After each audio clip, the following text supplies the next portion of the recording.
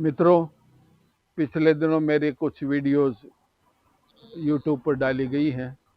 उनमें कुछ ऐसी टिप्पणियां आई हैं कि आपने समाज के हीरोज़ के बारे में अच्छी बातें कही, वो तो बढ़िया है, लेकिन हम आरएस की तैयारी कर रहे हैं, कुछ लोग आईएएस की तैयारी कर रहे हैं, उनको मार्गदर्शन मिले, ऐसे कुछ वीडियो भी बनाकर आप डालिए।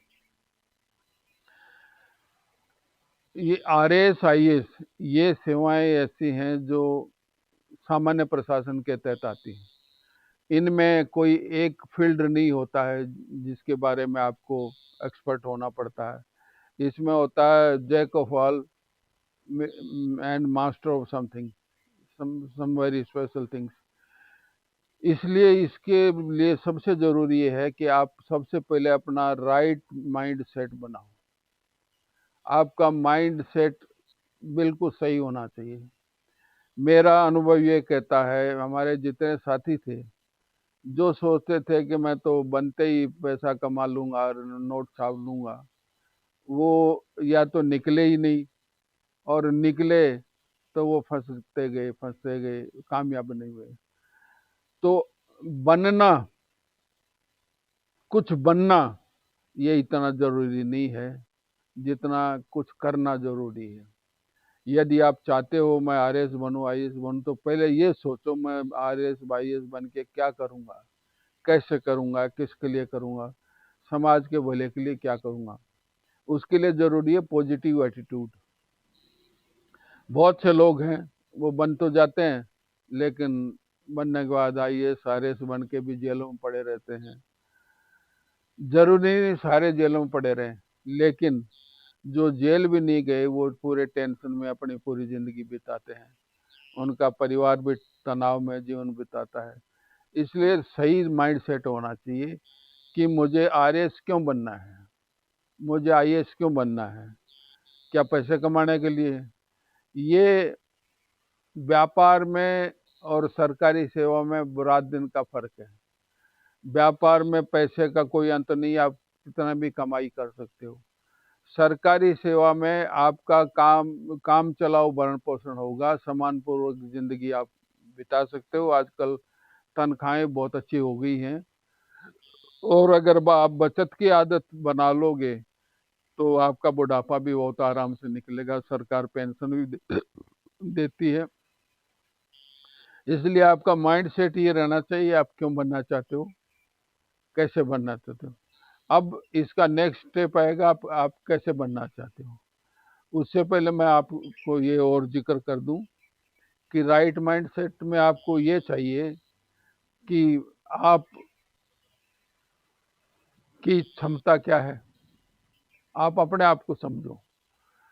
कोई आदमी, हर आदमी हर क्षेत्र में बहुत कुशल नहीं हो सकता।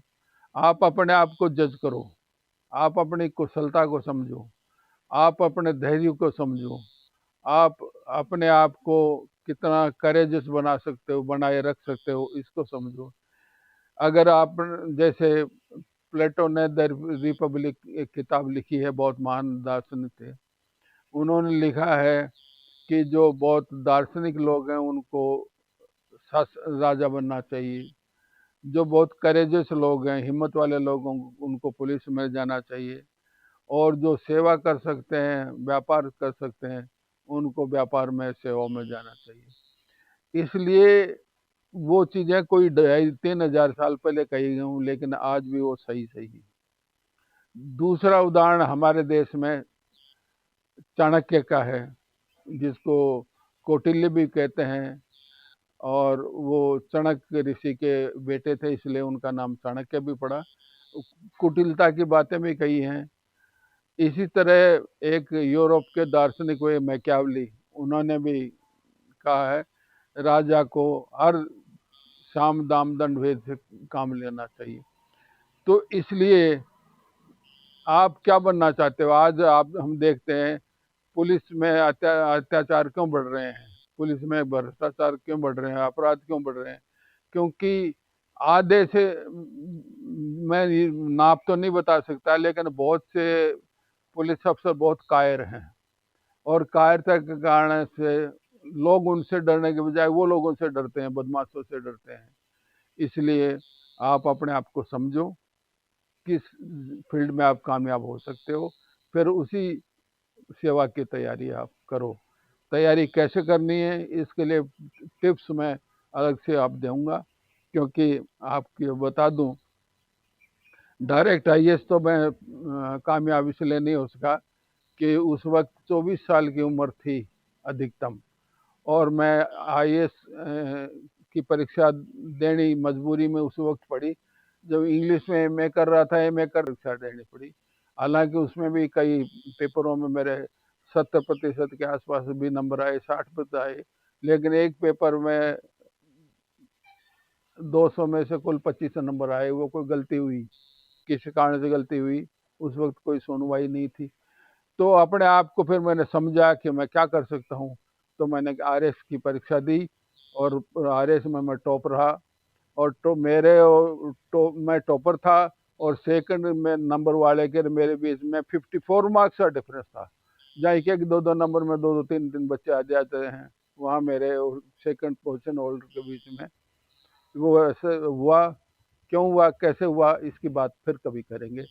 धन्यवाद। जय हिंद।